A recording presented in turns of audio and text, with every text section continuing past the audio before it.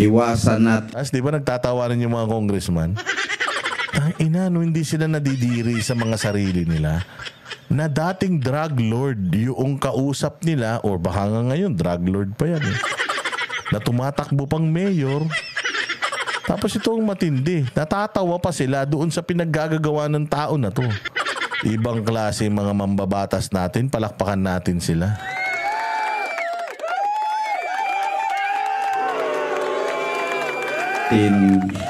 Na gumagawa lang ng senaryo dahil sa politika na masira ang isang tao kasi hindi kalyado. Mr. Duterte, sana po tanga rin talaga to no?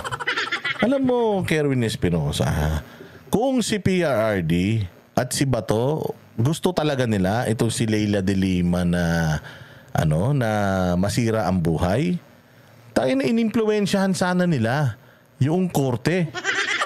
Katulad ng ginagawa na administrasyon ngayon, lahat iniimpluwensyahan nila. Di sana nakulong to. Di sana hindi to nakalaya.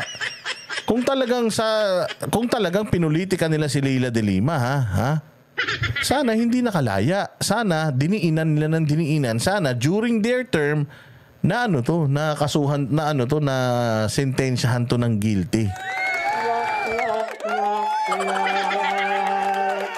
Hindi Ibig sabihin, Kerwin Espinosa, may kaso talaga siya.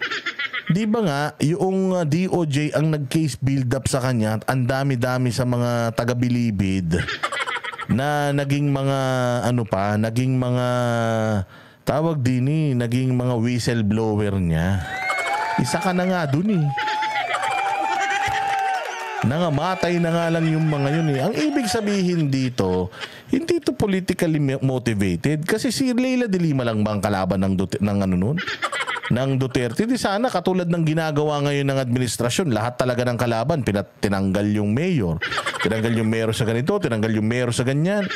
Binabanatan yung mga senador, yung vice president, binabanatan. Sana kung talagang politika ang purpose or ang reason bakit nakulong si Leila de Lima, nangyari sana sa lahat ng mga dilawang tae. Si Risa Hontiveros nga nandiyan pa Si Trillanes nga hindi naman nakakulong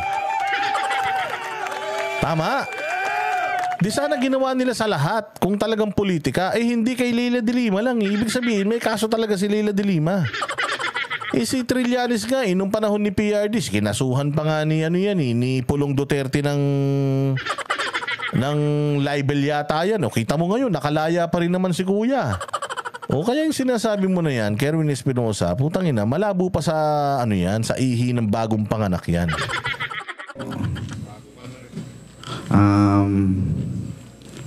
I-validate nyo po bawat report na marinig mo sa iyong paligid para walang taong masaktan. Lalo na ngayon na tumakbo ka ng mayor, huwag kang magpasulsul sa mga nakapaligid sa iyo. Kaya mas matalino siya kay Mas matalino siya kay Duterte, Parang sinasabi niya na nagpapasulsul si Duterte. Putang ina ka, abogado yan. Ba't mo susulsulan yan? Presidente ng Pilipinas yan, bakit mo susulsulan yan? Dapat sinasabihan mo yan, yung kung sino man ang Yung presidente natin ngayon ang dapat sabihan mo yan. Matindi mga bossing, mga drug lord, inuutusan na yung mga former president na abogado, piskal. Napakarami nagawa sa Pilipinas. Puta, ibang klase talaga ang mga nagagawa ng mga drug lord sa Pilipinas.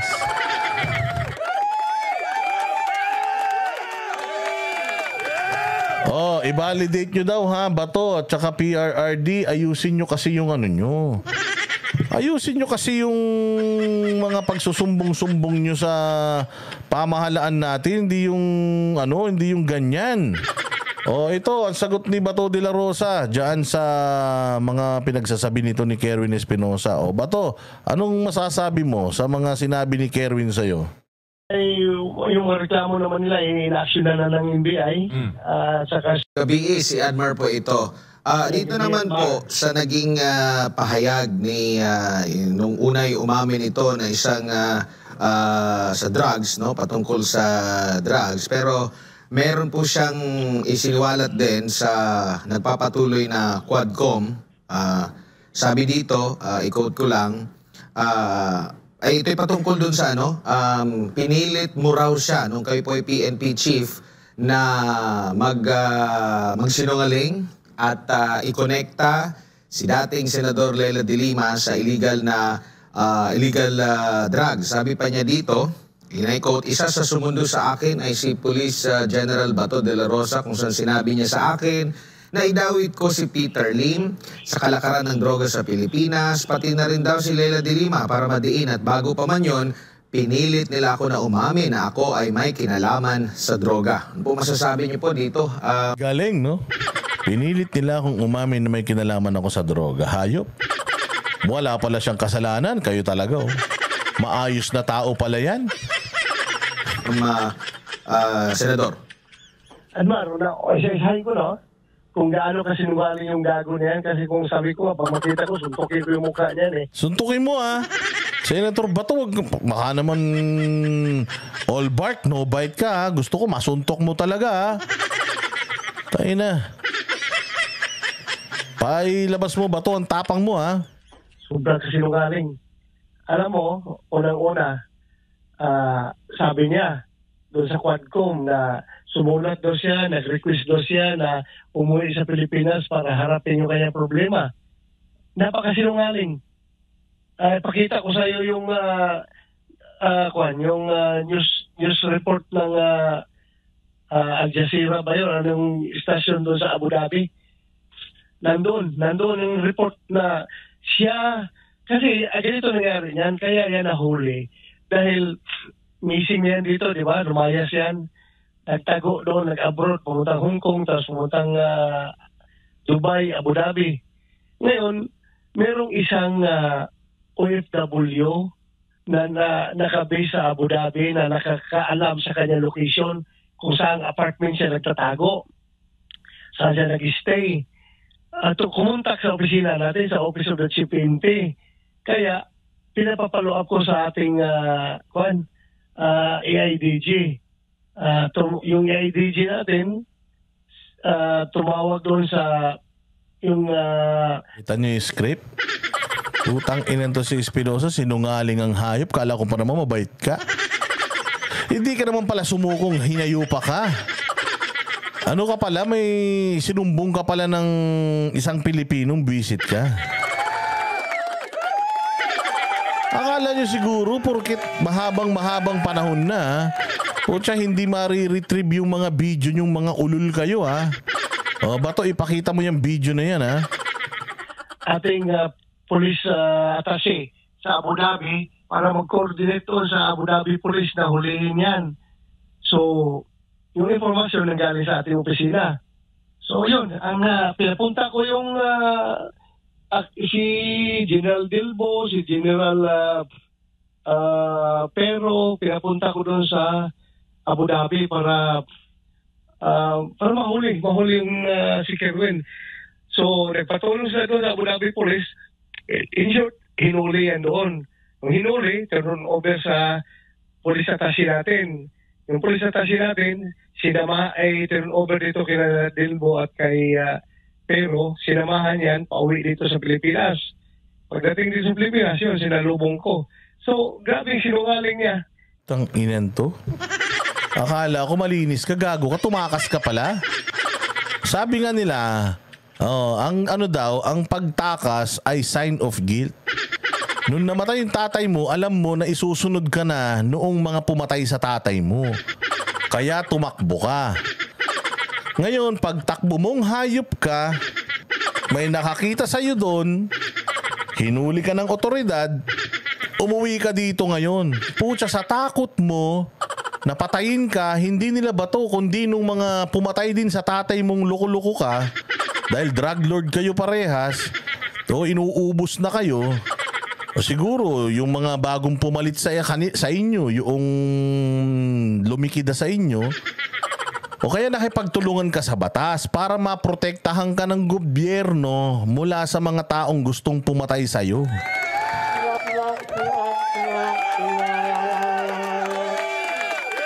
So, ganun ang nangyari. Inuwi ka dito, tapos hawak ka ng otoridad, pinotektahan ka ng otoridad. Pero ang deal ninyo, makikipag-cooperate ka. Kailangan, nahuli ka na, lahat ng alam mo, sabihin mo na. Kung sino-sino yung mga kasabwat mo, yung mga contact ninyo, isiwalat mo na. O ano nangyari? Siniwalat mo ngayon dahil yun ang deal nyo. Putya, poprotektahan ka nila mula sa mga papatay sa'yo na hindi mo mga kilala o kilala mo din. O kaya ngayon buhay ka pa, kundi dahil sa gobyerno, patay ka na sana ngayon.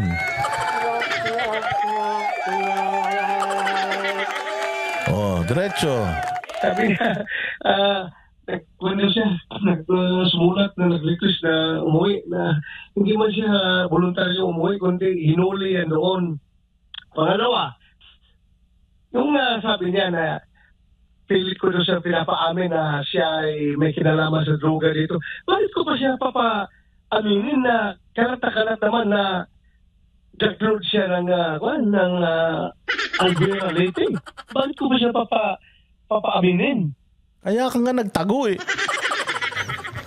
Hindi ka naman magtatago, hindi ka naman target. Kasi tinan mo di ba pinatay yung tatay mo? Yung mga kamag-anak mo, pinatay ba? Yung mga ibang mga kapatid mo, kung meron man, pinatay ba? Di ba tatay mo lang?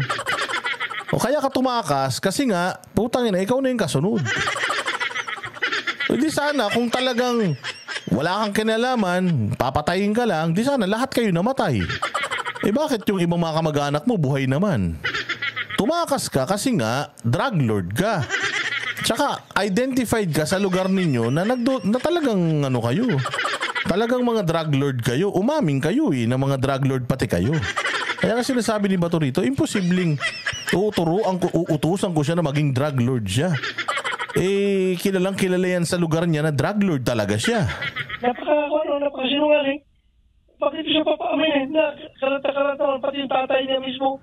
Umaming mo sa akin, di ba? If you can remember, sumulindi sa akin yung tatay niya. Opo. At galit siya kay anak dahil nadadamay ito sa buong pamilya dahil yun na gahit. Ang masaklap, yung tatay niya pala nagbagong buhay na.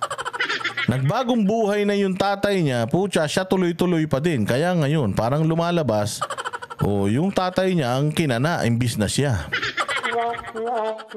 Ito po, matigas daw ang ulo. Sige pa rin daw, kahit na gusto nilang huminto. Ang tatay, involved din sa drugs, pero gusto na daw niya huminto, pero si Kevin nagpapatuloy. So yun na. Tapos yung tungkol kay Dilima, sabi niya, pinapakausap ko pa daw binigay ko pa daw cellphone, pinakausap ko siya kay Dayan, yung boyfriend ni Dilima. Napakasinungaling, paano ko siya pagkausap kay Dayan na nung panahon niya si Dayan nagtatago. Hindi pa nahuli si Dayan. Paano kung kakaroon ng number ni Dayan? Bakit ko siya pakausapin kay Dayan? Grabe maggawa ng istorya. At ano ang motibo ko na ipakuha sa kanya si Dilima, ipadawi si Dilima na hindi man ako may hawak ng kaso ng Dilima, hindi man ang PNP, ang DOJ man. Wala man kami pakialam doon sa case build-up laban kay Dilima. Ang DOJ mismo ang case build-up at nagpahil ng kaso kay Dilima. Walang pakialam ang PNP doon. O bakit ko pipilitin siya na i-implicate si Dilima? Sunod, si Peter Lim. Peter Lim, wala akong alam dyan kung involved yan sa droga. Alam ko lang yan, nung nag-research ako, way back na, after nung sinabi niya ang pangalan ni Peter Lim, nalaman ko na kung ano may mga background si Peter Lim sa droga. No? Pero yung pangyari na yung pag-warundal sa atin, wala akong alam ng Peter Lim na drug lord. So, ibig sabihin, si Peter Lim, ikinanta lang niya na tropa pits nila. Nalaman lang ni Bato sa kanya yung Peter Lim. Tapos ngayon, putangina, ang sinasabi niya, si Bato ang nag-utos sa kanya na i-implicate si Peter Lim. Ay ko nakuha ang pangalan sa kanya. Kasi nung dumating siya, kinausap ko siya, tinanong ko siya, saan ba talagang source niyo ng droga? Bakit ang dami yung droga dyan sa Albuera? Sabi na, sir, ang source ko sir, si Peter Lim, minsan, kung wala kay Peter Lim, kay General Luot. O si General Luot, bakit ko i-implex? General Luot, naka-open air yan. Bakit ako gawa ng istorya at i-implex si Luot? Siya mismo, siya, sa kanya nanggaling yan, voluntaryo niyang sinabi yung pangalan na yan. O ba, anong motibo ko sa kanila? Hindi ko man wala ba kung motive sa mga tao. Eksakto. Si Luot ba? Kaaway ba ni PRD? Si Peter Lim ba? Kaaway ba ni PRD sa politika? Kasi ang sinasabi ni Kerwin Espinosa, ginawa daw niyo, pinagawa sa kanya yun dahil sa politika. Bakit si Leila de Lima lang? Sinama na sana si Trillanes tsaka si Ontiveros. Kung talagang politika lang dahil staunch critic ng gobyerno yung tatlo na yan bakit yun? Tsaka si Drilon. Si Kiko Pangilinan, kompleto lahat yan nun. Si Bam Aquino. Sino pa? Sana sinama na lahat yan. Bakit si De Lima lang? Kasi si De Lima nga lang ang kinase build up ng DOJ dahil doon sa mga inmates na di umano ay pinepirahan ni De Lima para sa pangangampanya niya. Di umano which is na-dismiss na yung kaso niya. Nangamatay na yung mga whistleblower dyan sa Bilibid. Yan. Hindi mo yan mga... Mainit na issue to, Kerwin Espinosa. Hindi mo pwedeng baguhin yung istorya nito. Dahil putang ina, kailan lang nangyari to Hindi to makakalimutan kahit 10 taon na. Dahil napakalaking issue talaga nito, Kerwin, itong talagang droga na involvean ninyong mag-ama at kompleto si Bato de la Rosa ng dokumento tungkol dyan. Kahit mga TV, ibinalita pa pala yan. Kahit pala international news, ibinalita yan na nahuli ka doon. Hindi ka sumuko, hindi ka nagsulat. So, ibig sabihin, nagsisinungaling ka sa statement mo, punyemas ka. Therefore, hindi ka credible na testigo. Kaya sabi ko nga sa inyo, alam din naman ng media to Alam din naman ng ABS, sa GMA, TV5. Alam naman nila yung istorya nito. Pero kinokorek ba nila? Pero ibinabalita ba nila na noon ito ang sinabi niya, ngayon ito. Sinabi niya dito na siya daw ay sumuko. Pero sa balita dati, galing pa mismo to sa mga international media, na talagang hinuli siya doon. Sana yung media na yung nagko-correct ng mga maling statement netong gunggong na to, hindi Puta, binalita pa ng media yung maling yung maling statement nitong tarantado na to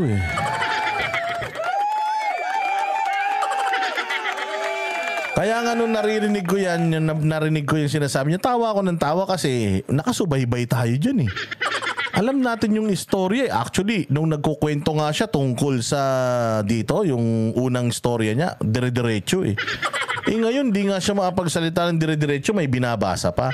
Kasi kung talagang ikaw, alam mo yung ginawa mo, putang ina, hindi mo na kailangang magbasa. Alam mo yung istorya na yan by heart. Kaya lokohan to. And the fact na yung Quadcom, mga congressman natin, deceived netong lokong to, netong tarantado na to, nagsinungaling under oath, dapat pinakukulong nila to. Pero hindi. Kasi nga ang ini-implicate niya sa istorya niya, yung mga kalaban nila sa politika, ito namang Quadcom na to Alam naman natin na isa sa mga agenda nila yan Di umano Oo. Sa nakikita natin, talagang itong Quadcom na to, nagiging na siyang labo-labo Parang puros chismis-chismisan na Kung ano nila yung sabihin nito, paniniwalaan kahit na wala namang ebidensya. Basta lang sumumpa. Yung iba naman, nagsasabi lang ng totoo, putya, di sila maniniwala, ipakukulong nila. Contempt kagad. Di ba? Contempt kagad ang ginagawa ng mga tulongges na ito. Pero kapag kriminal, kahit sumumpa, magsinungaling, putya, palakpakan. Nakita motibo na bakit ko pilit siyang utusan na na-implicate yung mga tao na yan. Na siya mismo nanggaling sa bibig niya yan, na diyan daw ang source niya. So, yung kay De Lima, anong pakialam mo kay De Lima? Hindi man PNP naghawak ng kaso ng De Lima. Ang DOJ man. Bakit ako gagawa ng istorya na ipa-implicate si De Lima? Grabe talagang kasinungaling ng tao na yan. Halata man kung nagsasalita, di ba? Halatang minimorize niya yung script na pinapasunod sa kanya. Yung script na gusto niya papalabasin, minimorize niya. Makita ko man kung yung delivery niya. Halatang nag-iisip. Opo. Gaano ito kadelikado, General? Kasi may mga sinumpaan din yan siya nung humarap siya sa unang mga pagdinig, pati sa Kaya nga, sa mga kababayan natin, na may dyan sa mga distrito, masaka na natin pag-usapan yung party list kasi yan masalimuot ang party list, okay? Pero ang mga namamayani ngayon dyan sa Congress ay mga party list. Pero doon muna tayo mga bossing, lahat ng mga nanonood dito, may mga tumatakbo sa inyong mga congressman. Tandaan ninyo tong mga congressman na to, Kung itong mga congressman na to tumatakbo sa mga distrito ninyo, putang ina. Ano yun na? Huwag nyo nang palusutin, mga boss. Oo, huwag nyo nang palusutin kasi sayang talaga, mga bossing, yung pera ng taong bayan sa mga to. Yung mga kapwa natin, mga kababayan natin dito sa Pilipinas, most especially kasi mga OFW, di naman boboto ng congressman yan. Oo, party list ang iboboto yata ng mga OFW, I'm not sure. Pero itong mga nandito sa Pilipinas, parang awa nyo na Meron po tayong mga binobotong congressman. Dalawa po ang seat sa Congress na binoboto natin Isang congressman sa inyong distrito at yung congressman na uupo sa party list. Okay, so piliin po natin yung mga congressman na inuupo natin kasi delikadong-delikado pag magnanakaw yung inupo ninyo. Pag magnanakaw ang inupo ninyo, sila po ang may power sa purse or power of the purse. Ibig sabihin, magbibigay ang presidente ng budget kung magkano yung paghahati-hatian ng bansang Pilipinas. Congress po ang magdidibay-dibay nun sa mga ahensya ng gobyerno. So Kongreso ang may hawak sa liig ng lahat ng mga ahensya sa gobyerno. At pwede po nilang lagyan lahat ng mga ahensya sa gobyerno ng patong sa mga budget nila. Halimbawa ako, hinihingi ko 10 milyon lang. Pwede nilang patungan, gawin nilang 20 milyon yun. Kasi kanila yung sobra doon. Ngayon ang gagawin nila, Boss Dada, hindi naman yan pera talaga Oo nga, hindi yan pera. Oo, hindi yan pera, pero putya yan, ipinapasok nila sa mga NGO, yung mga pera na yan para maging cash, yung NGO ang maniningil sa natin, sa gobyerno, ganun.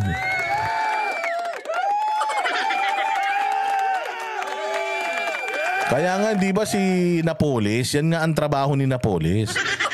Napakaraming NGO ni Napoles. Yung mga PDAF ng mga senador, mga pork barrel ng mga congressman, doon nila fina-funnel sa mga NGO ni Napoles. Hindi ba nga kasi nga liquidation by certification lang sila. So ngayon si Napoles, gagawin niyang pera yon papaano? Sisingilin niya yun sa either DBM o kung saan man ahensya, magiging na siyang pera, paghahatian na nila ng mga senador o kaya congressman. Doon nga siya nadali. O ganun po ang nangyayari, O pera nyo yan, dapat sa inyo yun. Tingnan mo, nung panahon ni PRRD. Nung panahon ni PRRD, kahit wala tayong tulong galing sa Amerika, galing sa European Union, pag may bagyo, laging meron tayong ayuda. Kapag nung COVID, tingnan nyo, meron tayong ayuda. Kumbaga, mayaman ng Pilipinas kung hindi magnanakaw yung mga congressman na ilalagay nyo dyan. Nagsisimula po yung pagnanakaw sa Congress. Sila po yung naglalagay ng patong, ina-approve lang po yun ng Senado. May katkong din sila doon, sigurado. Tapos, pipirmahan ng presidente yung budget.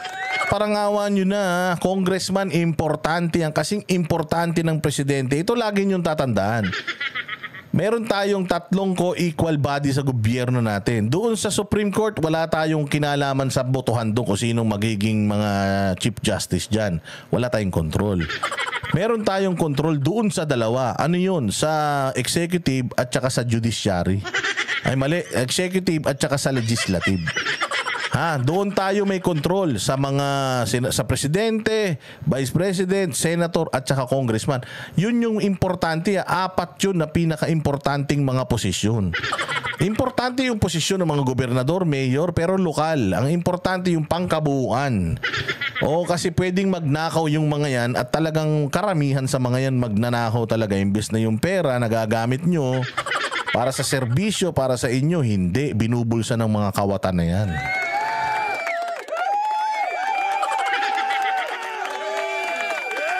Okay. Ganun Kaya importante ang congressman, senador, vice president, tsaka presidente. Yung 4 na yan, seryosoin nyo. Parang awan nyo na. Baka akala nyo, maliit lang yung distrito namin. Boto mo na kung sino yung gusto. Basta importante yung senador tsaka presidente. Hindi. Importante po yung Congress dahil yung congressman dyan nagsisimula yung partihan ng alam nyo na. Kaya pag naglagay kayo ng congressman na alam nyong magnanakaw, halimbawa ikaw taga First District ka ng Timbuktu, nakita nyo yung distrito nyo bulok, walang pagbabago, walang infrastruktura, walang maayos na kalsada, walang farm to market roads, wala pa rin kayong tubig, bomba pa rin kayo sa puso. Kapag ganyan po, pucha, ibig sabihin yung congressman nyo kawatan. Pag ganun, wag nyo nang iboto. Kung hindi man siya yung anak, yung asawa, yung pinsan, puta, isang lahi yan, wag nyo nang iboto yan. Pagdinig sa Senado, sa Kongreso nung una, nung mga una, last administration, tapos sa mga korte, tapos simpleng-simple lang babawi. Parang nagiging trend po yung pagbawi ng mga testimonya po, Senador. Unang-una, kung ano sa sinungaling ko, unang-una, yung Senate hearing noon, sinungaling na siya. Sabi niya, si Espinido daw, tumatanggap ng pera sa kanya. Galit na galit siya at umahamingi sa kanya ng pera. Ngayon, nung umuwi na sa tapos ng hearing, pinuntahan ko siya doon sa kulungan ng AIDG. Tinanong ko kung totoo ba talaga. If you remember, napaiyak ako doon sa hearing dahil sama ng loob ko. Si Espinido pala, tumatanggap ng pera. Akala ko, pakitiwala na tao. Tinanong ko doon sa barak na, totoo ba talaga yung sinabi mo? Sabi niya, Sir, hindi totoo yun, sir. Masama lang loob ko dahil napatay yung tatay ko. Kaya nasabi ko yun.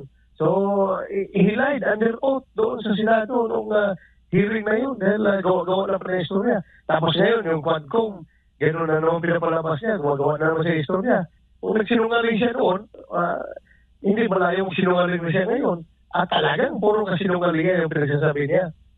Mm-hmm. And ang napapansin natin dito, ito naman pagkasinungaling. Noon pa sinungaling. Sabi ko sa inyo, magtitiwala ka ba sa kriminal? Magtitiwala ka sa drug lord? Magtitiwala ka sa kawatan? Putang ina, pag nagtiwala ka diyan, kawatan ka rin. yung mga latest niya na pagbabago na naman ng testimonya, binibigyan na naman ng bigat, parang hindi inalala ng mga kasalukuyan nag-iimbestiga yung mga dati pang mga naging natatak na sa kasaysayan na ginawa nitong yun ang masaklap. Media, Quadcom, meron naman po si Kerwin Espinosang history.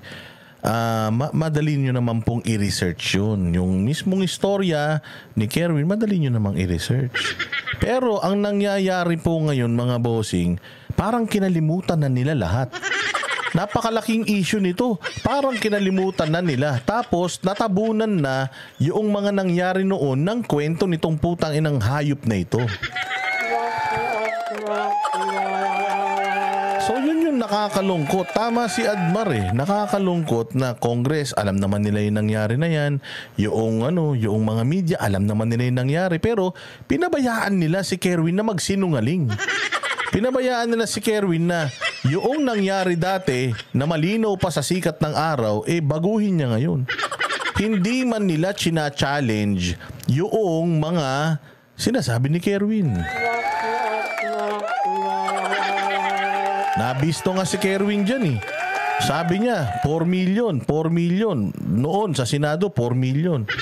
Tapos sabi niya dyan, 3 million. Sinabi nga ni Barbers 4 million. Sinabi mo sa Senado, hindi.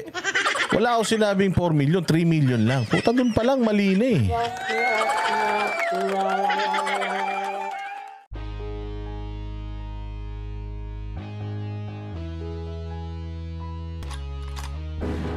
Yan ang Banateros, walang inuurungan. Pag tama palakpakan, pag mali ay babanatan.